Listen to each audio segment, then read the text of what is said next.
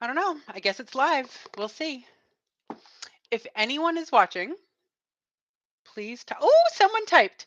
Hello, Monica. Good to see you. It's Tefo from Amsterdam. Yay! Thank you for joining. I'm so happy. Yeah. If you join, just type in your country and your city, and we'll wait a minute or two to get started. I'm so glad. I'm so glad someone's here. And hopefully this video will record so that will be on the YouTube channel. Hi, Ko'o. Hi, Obi-Wan. Oh, I'm so glad you came. That's great. So if you're hearing this, tell me if you can hear me. And type your country or your city and your country in the chat. Hello. Okay, thumbs up. I think you can hear me. This is great. This is my first live video. Indonesia. Ooh, that's awesome. We have Amsterdam, the Netherlands, and Indonesia, Vietnam, all over the world. Oh my God, that makes me so happy. We'll wait a minute to see if anyone else joins, and then we'll start with questions, and I can start teaching some useful expressions that Americans use a lot. So I hope that this video records and that people can go back and watch it. And I'm hoping they can see the chat when they watch it, but I don't know. I don't know a lot about technology. I'm so excited that you can hear me. I wish I could see you, but I know you're there because you're typing, so that's good.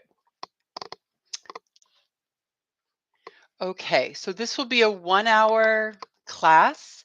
If you have any questions, please put them in the comments.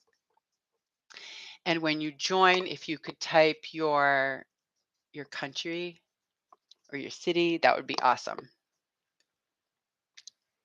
All right. I'll try to look at the chat sometimes if there are questions. So before we get started, thank you for being here. I'm Monica. I live near Boston. The state is called Massachusetts, and my country is the United States of America. Could you please answer my question? What does at all costs mean? Oh, thank you in advance. Hi, guys. Give her your thumbs up. Does that mean to like? Yeah, like the video. I think you can do that. At all cost. Ooh, that's such a good idiom. How can I explain that? It means you will do anything to make this work at all costs. So you need something to happen. You want something to be completed. So if you will do something at all costs, that's such a great question. Oh, from India. That's awesome. Obi-Wan says, give her your thumbs up. That's great. Oh, that's great. So at all costs, that's a really good idiom. And you know, it's interesting. Usually we pluralize it at all costs. Yeah, that's a good idiom. So when someone wants something really, really bad, they need it to happen. They want it to happen. They will do whatever they can to be successful. They will do it at all costs, meaning it doesn't matter how much money or how much time, whatever is needed, they will do it.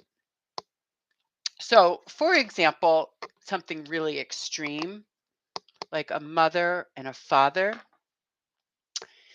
they will keep their children safe at all costs, right? They will do whatever is needed to keep their child safe. That's a good example, right? At all costs. Oh, whatever it takes. Obi-Wan is answering. Yeah. So whatever, that's a good, another way to say this is whatever it takes, we will do it. So I teach business English. So if a company, they really want to stay open, they want their business to do well, and they will try to succeed at all costs. They will do whatever it takes to stay open and to remain successful. This is so exciting. I think you're really here. I wish I could see your faces. I teach on Zoom, and normally I can see faces, but that's okay. YouTube doesn't have that feature. That's all right. If there are any other questions, any expressions or idioms you want me to try to explain, put them in the comments. So I have some common expressions that you should know when you're speaking English. And sometimes you're learning in a different country, you're learning with a textbook, and sometimes you don't have the opportunity to speak with a native speaker or to speak with someone from America. And so sometimes things are different than what you learn. So it's a good opportunity. Oh, we have some questions. Okay, whatever. A dime a dozen. Okay, a dime a dozen in and of itself. Ooh, that's hard to oh my God, those are hard to explain. Let me try. Let me try a dime a dozen. A dime a dozen means it's very common. It's not that. It's not very special. So, for example, I'm trying to think of a good example. Something that's very common. It's very popular. Easy to get. Right. This water bottle, it's just basic. It's a white water bottle. They're a dime a dozen. You can find them anywhere. But this very special mug, which I keep my markers in, this is not common. This was handmade with a mermaid. I love this mug. This is not a dime a dozen. But regular mugs that you can buy at a shop, they're common. They're easy to find. They're a dime a dozen. So that's a, I don't know why the idiom, I can't explain why we say that. But if something is very common and easy to find, we say dime a dozen. And if it's something unusual or special, we don't use that. So we might say that with things that you like artwork. If you can just buy something that is available at every store, everywhere, it's a dime a dozen. But if you want a really special piece of art to hang on your wall, then it would be it would be uncommon. It would be hard to find. In and of itself, God, English, English is so crazy. Why do we say that? In and of itself. It means alone, just one thing in and of itself. If we're talking about a big topic with a lot of parts, a lot of different things, and we just want to narrow it down to one little item or one little topic, we might say in and of itself. It's very fancy. It's not very common to say that. But if we're talking about a big issue, right? Like a big problem or a big company, and we just want to talk about one little section, right? So if you take a big company like Apple, they make iPhones, right? So if we talk about Apple has all these amazing things and they have some problems, but let's just focus on one thing in and of itself. It's just a fancy way to say, let's narrow it down and talk about this one thing. There's probably better explanations for that one, but you probably will see it more than use it. You probably won't say it yourself. You'll probably just see it if someone's using some fancy language to explain one little item. Any other questions? Okay. So if you're new here, welcome. If you can like and thumbs up, that would be awesome. And then, oh, actually, I've heard this is someone wrote Tifo. Actually, I've heard a bunch of idioms over the last month, but most of them are not commonly used when it comes to daily conversation. So, how can I pick up the most used ones? Okay, that's a great question. First of all, I want to say good job on using a bunch because English speakers say this when we're talking about a lot, many, a large group. I have a bunch of friends. I have a bunch of books. I have a bunch of people that I want to talk to. It just means a lot. So this is a great idiom and you used it well. A lot of something, right? My friends have a bunch of kids. I don't have kids. The library has a bunch of books. They have a lot of books. Okay, so that was really good. So here's the problem with idioms. Many English learners want to learn idioms. They try to use them, they try to learn them, and that's great. English is crazy, and idioms are even harder because they just don't make any sense. They're not literal. Idioms mean the words mean something different than what you think. So idioms are really hard to learn. You have to memorize them. They can change the meaning if you use the wrong tense or the wrong preposition. They're really hard. But English speakers, native speakers use them all the time. All the time. So when we are writing a script specifically, when we're writing a book or when someone's writing a movie, they might not use a lot of idioms.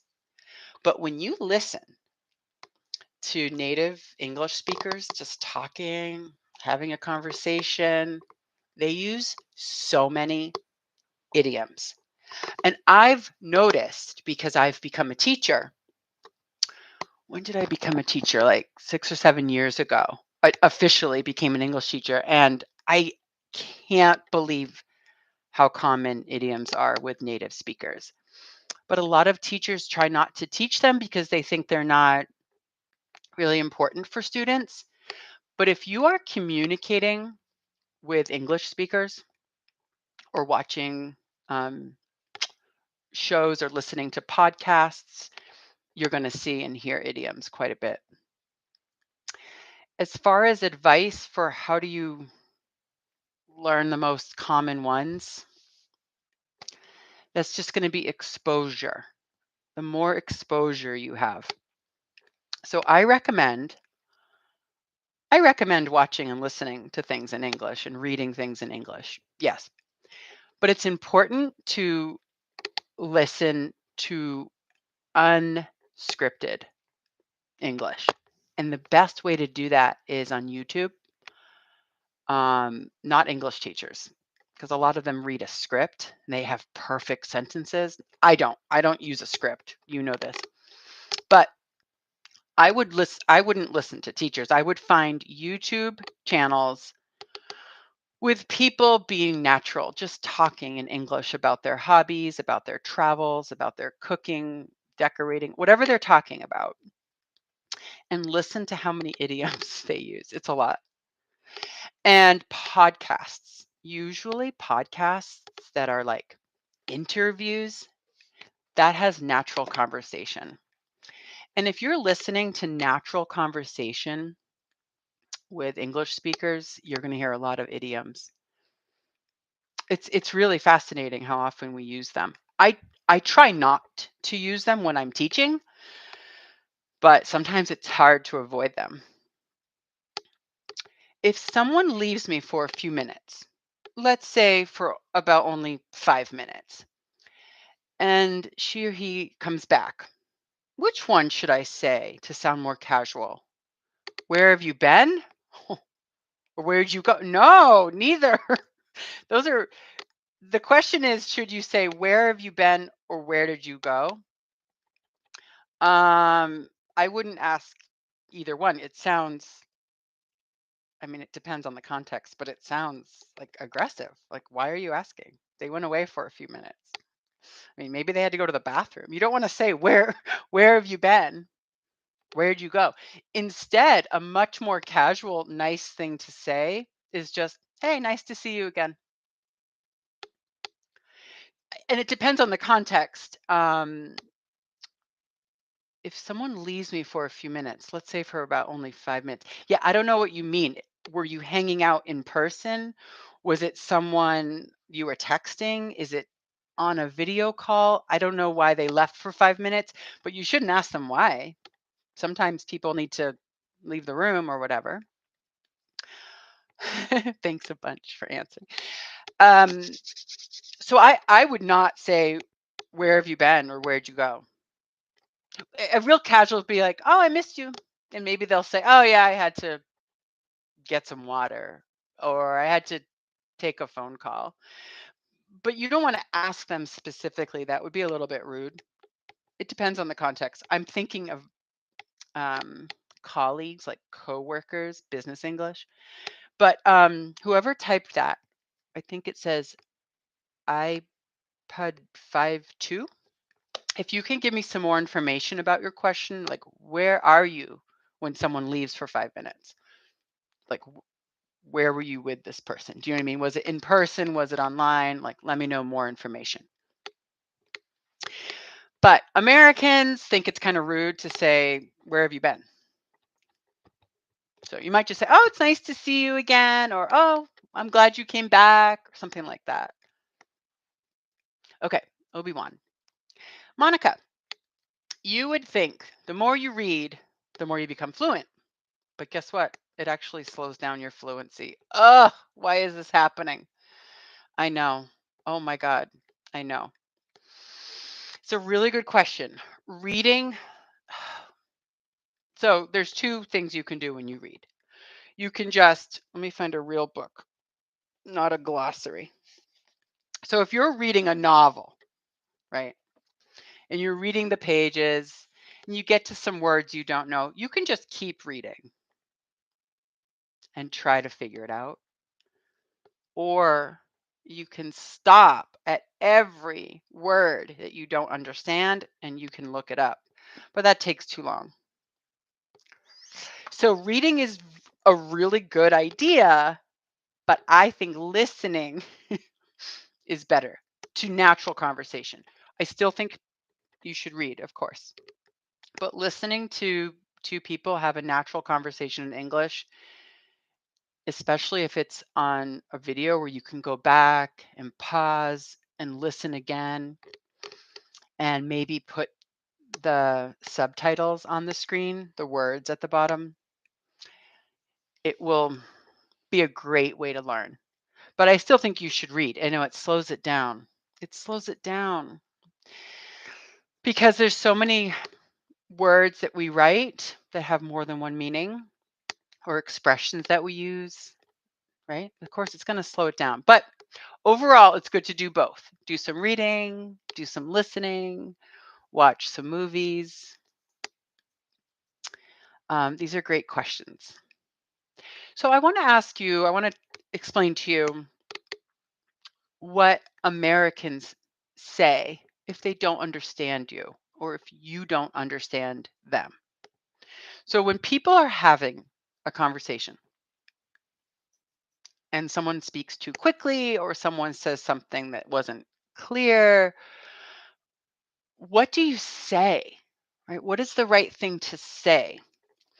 Now, you might have been taught in your English books to say something like, "Can you please repeat that?" And that's very nice. You can say that. "Can you please repeat that?" That's very nice. But I just want you to know that Americans usually won't take the time to say that whole sentence. So if they're talking to you and they don't understand something, they're probably just going to say What? Americans don't say the T at the end of the word what. Okay, they might just say what, but it sounds like what. It's kind of rude. I know, but it's very common. Or they might say, what was that? What was that? And what we're saying is, what was that? But it sounds like, what was that? What was that? What was that? What was that? That's very common.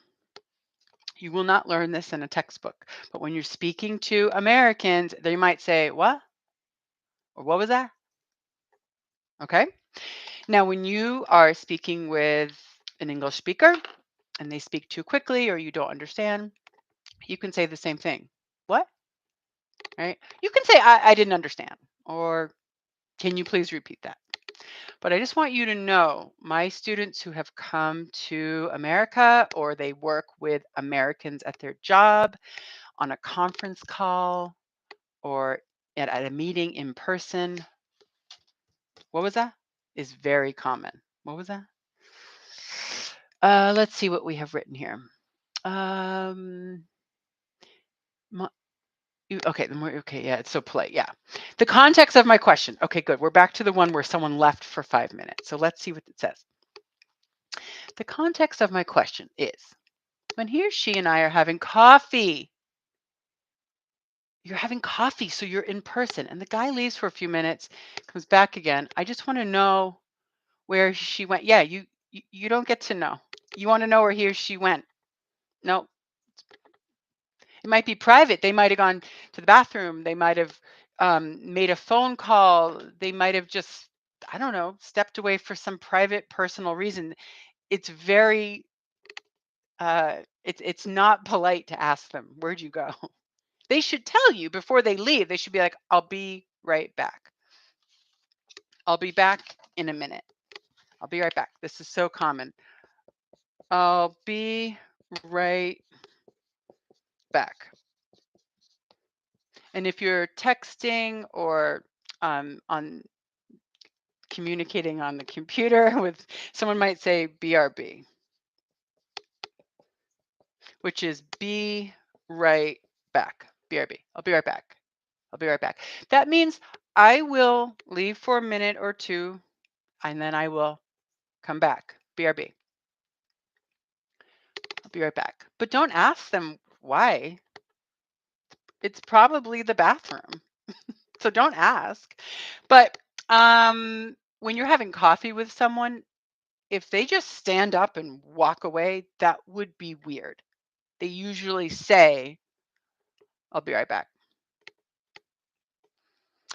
This is something you will hear when you speak to Americans, and they say it very fast. I'll be right back. Be right back. They might not even say this part, right? But it means I will. I use the contraction I'll. I will be right back. But most, we're just going to say, be right back. And then I get up and I go do what I need to do, whatever it is. I hope that answers your question. I just want to know where he went. Yeah, you might not know where they went.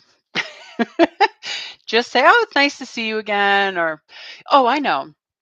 Something I would say. If a friend said, "I'll be right back," and she got up and left during coffee, and she didn't explain, she didn't say anything, she just came back, I might say, "Is everything okay? Is everything okay?" That's very common. You can ask your friend or your colleague that when they come back to a video call or a coffee date, you can say, "Is everything okay?" And they might tell you. They might just say, "Yeah." Or they might say, "Yeah, my daughter was texting me and I needed to call her." Or, "Yeah, I had to return a phone call." Or they might explain, but they might not. But that's a good thing to ask. Um, If someone leaves your coffee date and comes back after 5 minutes, you can say, "Is everything okay?" And maybe they'll explain. All right, where are we? This is great. Thank you so much. I'm so glad you're here. I was so excited to do a live lesson, but I didn't know if it would work because I'm really not good at technology. And I didn't know if anyone would come. So this makes me so happy that people are here. Thank you, thank you, thank you. All right, let's see. Okay. As I walk down the street in Amsterdam, I bump into a lot of native English speakers. Sometimes I can't follow them well speaking, especially the Brits. So what should I do to sort that out? Oh, that's a great question. All those idioms. Um, bump into. That's a great idiom when we bump into someone or a phrasal verb. We don't literally hit them, but we are in the street and we happen to start talking to them. I bump into. I can't follow them. That means I can't understand everything they're saying. It's a really good idiom. What should I do to sort that out? That's a great idiom. God, Tefo. Okay, those are great questions. Um, First of all, you are very lucky to have native speakers near you. You're so lucky. If you have an opportunity to ever talk to someone who speaks English, do it. It's the best way to practice. So I know there are some people who might have visitors or tourists coming to their city, their country, and please take a moment and say hi. Start talking to them. Um, and you happen to be in a city that has native speakers, so you're very lucky. Some people don't. Some people go their whole life and they will never speak to an English speaker in person. So you're very lucky. Yeah, the best thing to do is practice. And when you're not understanding, you just have to ask them to slow down. Be like, "Can you slow down? That means can you speak slower? Right? Can you slow down?" And just say, "I really want to practice speaking English with you. Can you slow down?" That's the best thing to do to sort it out. But I'm really glad that you have British speakers in your city, in your neighborhood. That's awesome. British English speakers. That's great. So, congratulations. I want you to take advantage of that. Sometimes we have people come. I'm just going to use my country for an example, but I have students or colleagues. They come to this country to work or to study, and they find other people that speak their language because there's so many different languages in America. There's so many people from other countries. The problem is they start hanging out with the people who speak their language and then they don't practice their English. So I know it's hard. I know it's hard to speak another language, but you should practice whenever you can, especially with native speakers. So when you're walking down the street and you hear someone speaking English, just ask them for directions. Just be like, "Do you know where there's a coffee shop, or do you know where the post office is?" Just start a conversation, even if you don't really need directions. Just start a conversation with them. That's what I would do. We have another question. This is so fun. Gotcha. Gotcha. Thanks. Practice makes perfect. Yeah, practice makes perfect is a really good expression. But I like that you wrote practice makes progress or perfect. So I just want to share with the class. This is a really great expression. Gotcha.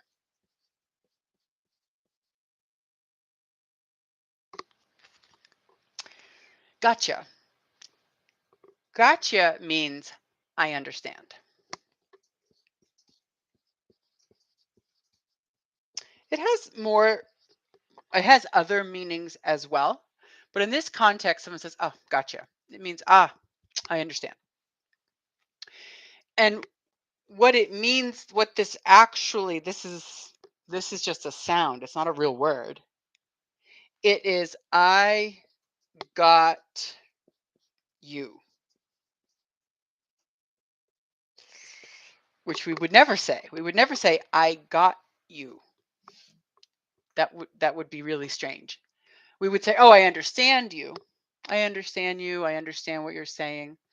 But as a short slang, very common, such a great one, we say, I got you.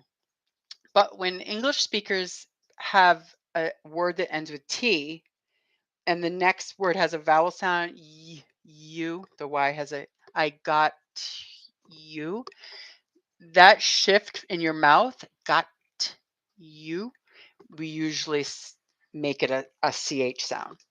I got you. I got you. I got you. I gotcha. Gotcha. I know this is really hard. English speakers shorten a lot of words, and gotcha, it's a good one to know. It's slang for I understand you, right?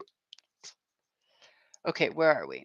I'm looking at the comments. This is so fun. I didn't know if anyone would have comments. Okay. Gotcha. Practice makes, so there's an expression, practice, right? Keep practicing your English makes perfect. Soon you will be perfect. But Tefo, I hope I'm saying your name right. Tefo wrote, practice makes progress or perfect. And that's important. You don't ever have to be perfect at anything, but you should keep practicing to get better and better and better. You make progress. I love that. Oh, the British accent is my pet peeve. Someone wrote, the Obi-Wan, the British accent is my pet peeve.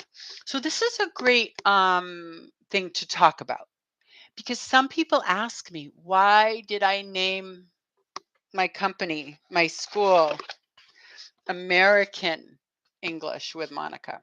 This was my old sign and it was like a little bit small, so I made a bigger sign. Anyway, you can have both. I named it American English because that's the English accent I use and I teach. The British accent has some different vowel sounds. They also have some different vocabulary. And when I was working with international businesses, a lot of clients from companies around the world, sometimes they specifically wanted lessons with British English because they were doing a lot of business with England. And sometimes companies specifically wanted English from an American business, and that's me. But there are English teachers, from South Africa and Australia and Scotland. I mean, there's English spoken in several countries, but I teach the American accent. I don't know how to speak the British accent, and they have some different usages and different rules, different vowel sounds, and different vocabulary and slang. So that's why I teach that one. Now, Obi-Wan said it's his pet peeve. Pet peeve. What a weird expression. Pet peeve. This is if you have a pet peeve, this is a noun. It's just something that is hard for you or annoying or it bothers you, right? I've mentioned this in a different video, but one of my pet peeves is when I am trying to enjoy some quiet time in nature because I love to go to the beach or go in the woods. One of my pet peeves is when people are playing loud music. Yeah. When they're hiking a mountain or relaxing on the beach. Now, in different cultures and different locations, this is normal to have loud music. But for me, nah, I like it quiet. I want to hear the birds. I want to hear the water. So one of my pet peeves is loud music when I'm in nature, but that's okay. It's a very small problem. It's a little pet peeve. If you have a pet peeve, you can put it in the comments. Something that is kind of small, just sort of bothers you sometimes. It's not a real problem in life. We're very lucky, right? Okay, there's been some comments. Let's see. British accent is my pet peeve. I just love saying Gada and Gunna. Yeah, Gada and Gunna. You know, I have a PDF that I made, a little worksheet that talks about wanna, gotta, and gonna. These are three very common words in English, and they're not really words. So I will put the link to this PDF, the free PDF. It's a one-page thing. I'll put it in the comments after this video is over. I don't know how else to do it, but hopefully you can download it or look at it. But it has some rules about using wanna, gotta, and gonna, because they're very common. If you're watching this video and you don't understand what I'm talking about, that's okay. You should check the comments later and look for the link for that PDF, because it's just when English speakers shorten words or combine words, sometimes the new word that's formed isn't in the dictionary, but it's something we say a lot. Learning a foreign language is hard, but it's not impossible. It takes time and effort. That's right. A journey of 1,000 miles begins at the single step. Oh, that's a good quote. So I am American, and like a lot of Americans, I only speak English. This is very embarrassing because I'm a language teacher and I don't speak any other language. It's embarrassing. Unfortunately, the education system in America has some things that are really good, but it has some things that are not good. And one of the things that's not good about America is they don't expect people to speak other languages. And it's really unfortunate because many people that I teach and I talk to that are English learners, they speak 2, 3, 4, 5 languages. So I don't know if you know this, but I am a student. I have returned to university. I wanted to take some more classes and learn some new things. And one of my new things that I'm doing is I am learning a new language. I'm really excited. But I'm just a beginner, but it's good for me to learn. I'm taking Spanish classes. So I really enjoy the process of learning, and it's helping me be a better English teacher because I can understand what my students are thinking a little bit when you're learning a new language. All right, what else? Where did you have lunch? Does that sound casual? Yeah. Yeah, where'd you have lunch? Yeah, if you're just asking, someone wants to know, where'd you have lunch? Was it good? Did you have some good food? Where'd you have lunch? That's nice. You can ask someone about where they had lunch. That's totally fine to ask them. Yeah, that's casual. American English is my cup of tea. Oh, my cup of tea. My cup of tea. Do I have any boards that are blank? My cup of tea. So the idiom, if something is one's, like a person's cup of tea, well, just put my. It could be her cup of tea, their cup of tea. My cup of tea means it's something that I enjoy. I really like it. Like romantic movies are my cup of tea. It's something I like. Scary movies are not my cup of tea. Ugh, I don't like scary movies. But sometimes when we say it, we say cuppa, my cup of tea. But we're saying cup of tea, but that's takes too long, right? A cup of tea. So if you have a pet peeve, it's something that you don't like, something that bothers you. And if you have something that's your cup of tea, it means you enjoy it. You like it. You're breaking up. Oh, is this sound bad? I'm sorry. I don't know how to fix that. I have very strong internet and yep, my microphone's at full. I'm sorry if the sound is breaking up. That's too bad. How come this is your first lesson? LOL, you're so relaxed. Bravo. How come this is Yeah, I don't know. I'm very casual. I'm very relaxed. I love speaking to English learners. Um maybe I'm different from other YouTube teachers. I don't plan what I'm going to say. I don't use a script. I don't look fancy. This is just real. And I am very relaxed chatting with people because my students are my friends. So I'm just having a conversation. That's just the best way I know how to teach. Just be relaxed and be normal. I hope the sound is working. One of my pet peeves is poor customer service. I agree.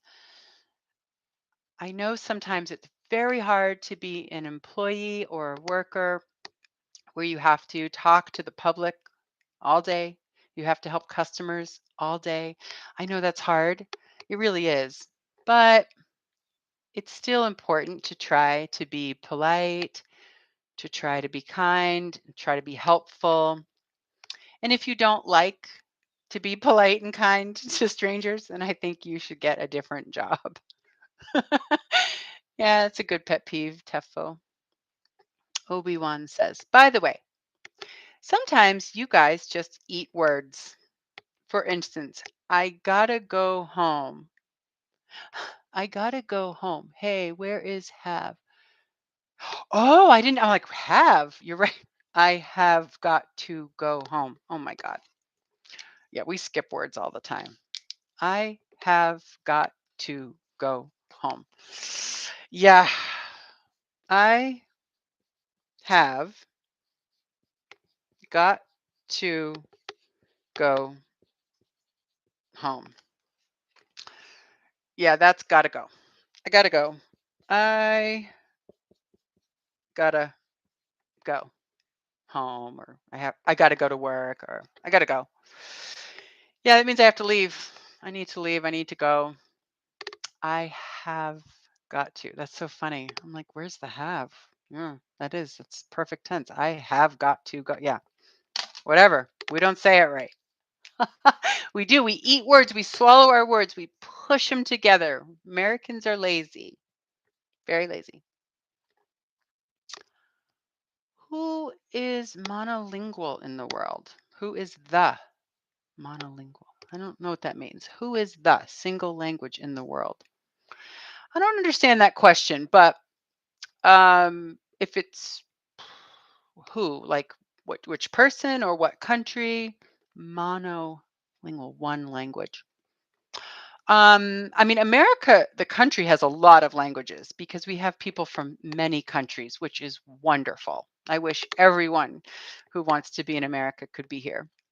And I want them to speak their language. It's wonderful to hear other languages. But yeah, English is uh, just has become a language that a lot of people in the world like to learn or need to learn for their job or for school. I understand. It is a very popular language. It's not the most common, I don't think. I don't think it's the most common language. I don't know. I don't know the most popular language in the world. I don't think it's English. I think there are more people that speak other languages. I don't know, Spanish, maybe Chinese, Mandarin. I don't know. I don't know. But English is probably one of the most popular to learn an additional language. I don't know. If you're watching and you know the most common language, or if you can Google what is the most common language in the world, I'd love to know. I don't think it's English. Haven't had any problems with connection. Maybe it's your side. Oh, I hope you can hear me. I hope you can see me. Okay, let's see. I'm gonna remember to put wanna got Gada Gunana in the comments. I'll link that. Let's talk about some more expressions that you might hear, because some of the important expressions come when you first talk to someone, right? When you start a conversation. So in your textbook, when you learned English, you might have learned something like hello or hi. Um, but that's okay. Those are great to say hello or hi, but they're not the most common. Yeah. The most common natural greeting that Americans say all the time is hey, hey, or what's up. Hey, what's up? This is a very common way to say hi or hello. Usually it can be someone you know, or it can be someone you're just passing on the street. Hey, what's up?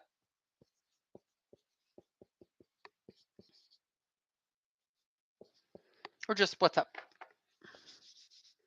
Yeah, what's up? Just is a nice way to say hi. Very common. What's up? What's up? Very fast. What's up? What's up? And the only response you need to know if someone says hi or hey or hello is you just say the same thing back. So if someone says hey, just say hey.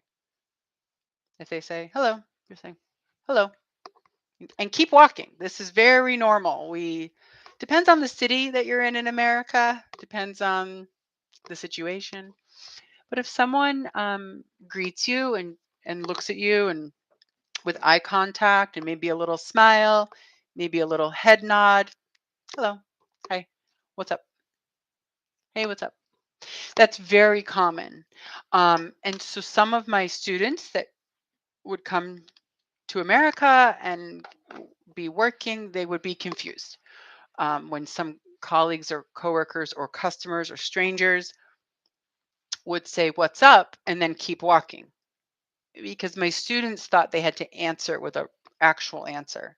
If someone says, what's up? They thought they had to say, oh, I'm busy and I'm at work, or what. You don't have to answer. Someone just says hi or hello, you can just say it right back to them. Very common.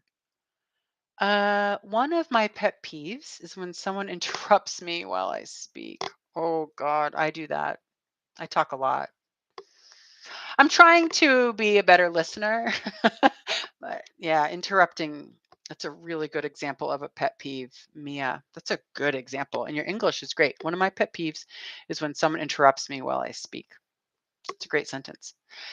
It's a good pet peeve. I probably interrupt people.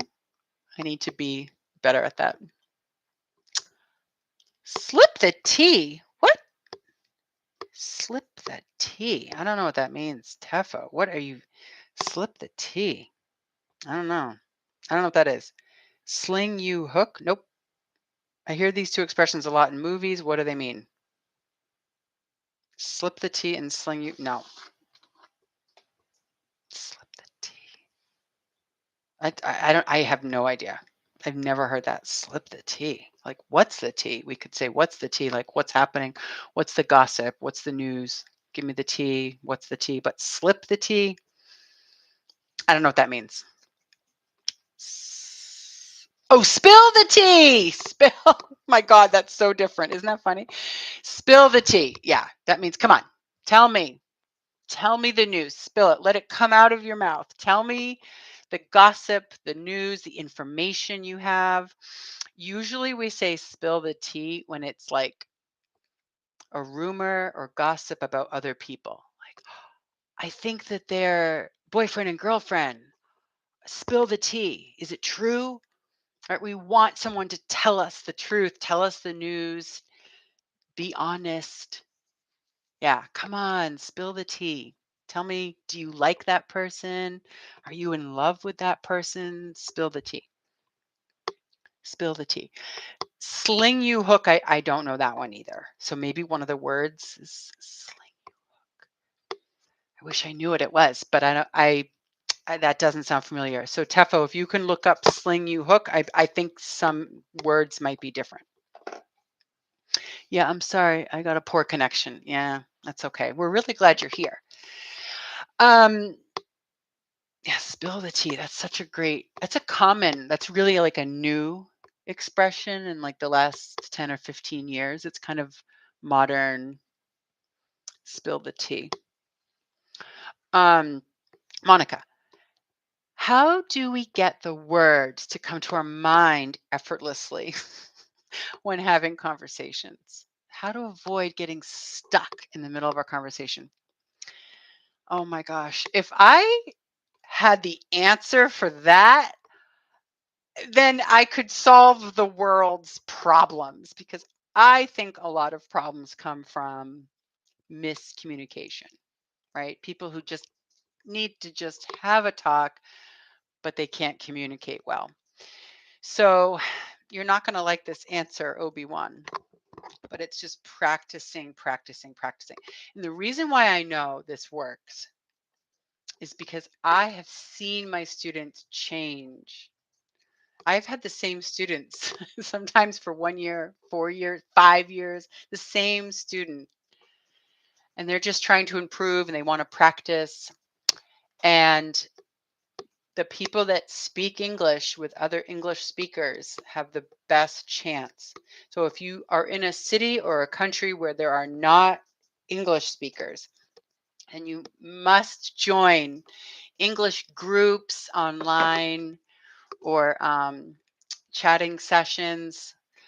I know this is on YouTube, so I can't like hear you. I wish I could. I can only see what you're typing. But practicing. And you know what? Everyone gets stuck. Everyone, even native speakers, just be like, hold on, what's the word? I always forget words. I'm like, wait, what? What do I want to say? What's the right word? That's okay. That's normal. So if you're practicing and you're having a conversation and you get stuck, sometimes you just have to ask them or laugh. Just make it funny. Be like, oh my God, I don't know the right word for this. And that's okay. I think trying to relax, trying to take some deep breaths and trying to be casual. And it's okay to tell the other person, just be like, I need to practice my English. What is the right word for this? And keep your phone with you so you can translate the word. That's great. I love when my students do that. When they really want to explain something to me and they don't know the word in English, I ask them, I'm like, please, please look it up in your language. I really want to know, right? I also really enjoy listening to my students speak in their native language because then I can see the real personality. They're relaxed, they talk quickly, they don't have any pauses. It's wonderful. So I know that that's possible for students to improve their English if they keep practicing. I just looked over the meaning of the sling one's hook, and that means go away or leave, and maybe it's British. That is a new one to me. There are definitely a lot of idioms in British English that I don't know, and I've never heard to sling one's hook. Sling your hook. Sling my hook. Yeah, that's a great one. I don't know it. I'm glad you looked it up. Thank you, Tefo.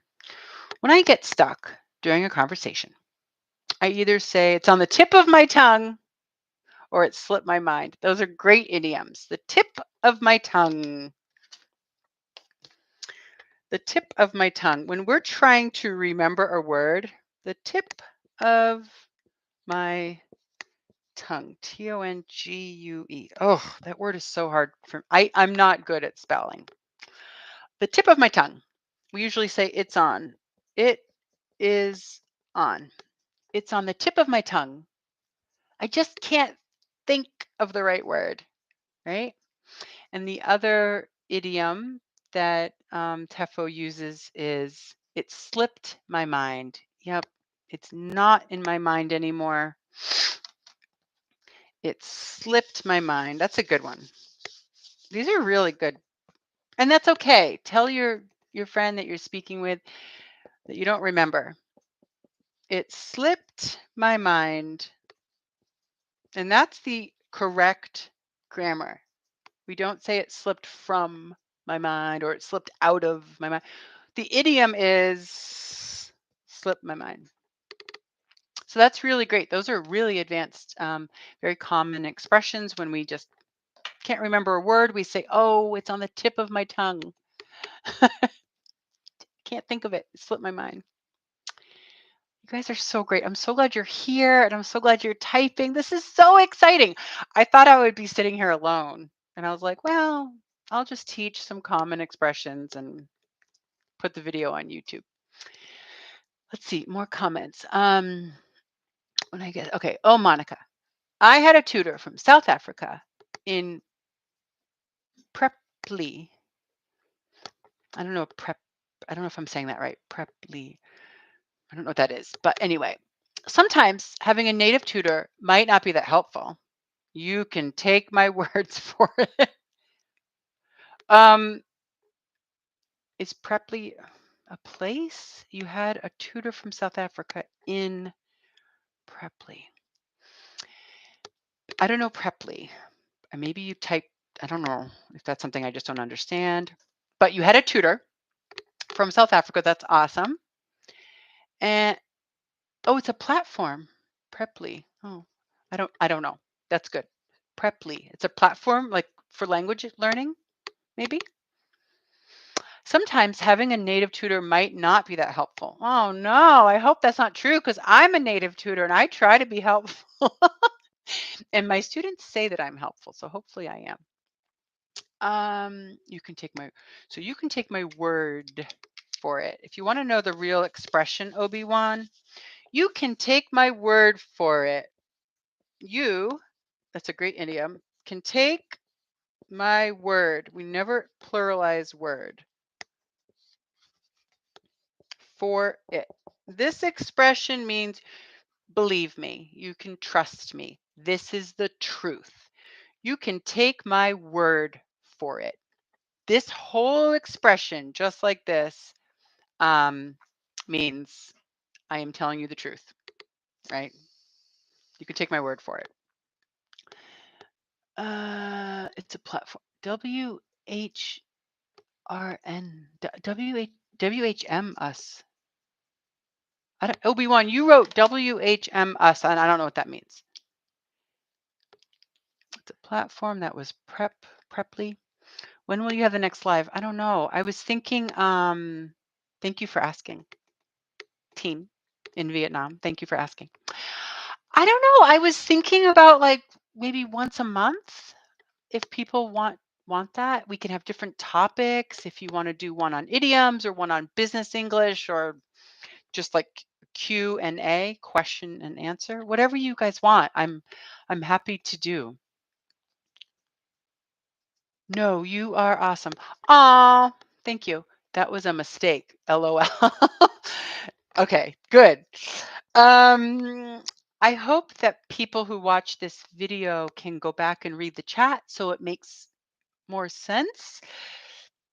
I'm hoping the live recording has the chat, and I will watch not the whole thing, but I'll watch a little bit after and I'll try to post it and I'll see if it shows up. Because if it doesn't, then I need to just explain better at the next live class what the questions are. Yeah. All right, let's see. A company goes under or bankrupt. A company, is there a question? A company goes under or bankrupt. Those are synonyms. If a company goes under, it means they closed, probably due to financial problems. And then the word bankrupt is the same thing. If a company goes bankrupt, they had to close because of financial problems. Although some companies can be bankrupt and still stay in business.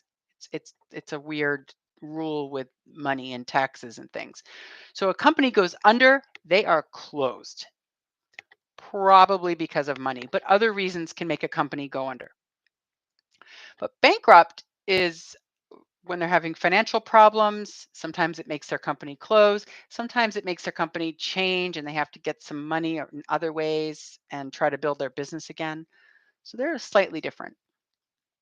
I can't believe we've had a full hour. I'm so glad you're here. Thank you for joining. I will do this again if you have any requests for a live lesson. I'm so happy you're here. This is great. Monica, I wrote WHRNS. That was a mistake, not considering you're a wonderful teacher.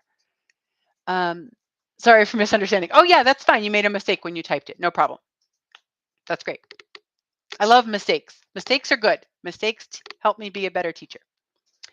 All right, time flies when you're having fun. That's a great expression, Tefo. I'm so glad people joined. So I will make a video. I got to make a video for tomorrow because tomorrow's Friday and I haven't made a video yet for a phrasal verb this week. So I need to do that.